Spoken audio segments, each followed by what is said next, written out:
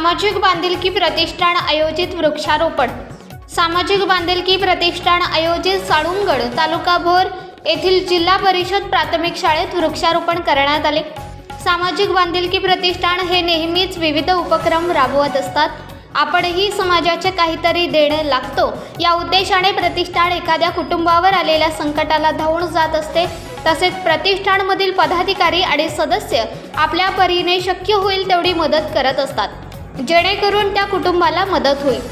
सामाजिक बांधिलकी प्रतिष्ठान गेली अनेक वर्षांपासून विविध उपक्रम राबवत असतात, जसे भोर तालुक्यातील शासकीय सेवेत भरती झालेल्या विद्यार्थ्यांचा गुणगौरव सोहळा, गरीब गरजू कुटुंबाला आर्थिक मदत असे विविध उपक्रम राबवत असताना साळुंगड येथे कलमी आंब्याची रोपे शाळेच्या सभोवताली लावण्यात आली। या प्रसंगी सामाजिक बांधिलकी प्रतिष्ठानचे संस्थापक अध्यक्ष शरद बांदल, सचिव दीपक पारठे, कार्याध्यक्ष अरुण राजुवडे, सदस्य संदीप दूरकर, साळुंगड गावचे उपसरपंच सुवर्णा दूरकर, माजी उपसरपंच अनंता दूरकर, प्रदीप दूरकर, शिवराम बांदल, भगवान बांदल, तुकाराम दूरकर, विठ्ठल वाडकर, शिवराम डेरे तसेच शाळेतील शिक्षक, विद्यार्थी आणि ग्रामस्थ बहुसंख्येने उपस्थित होते।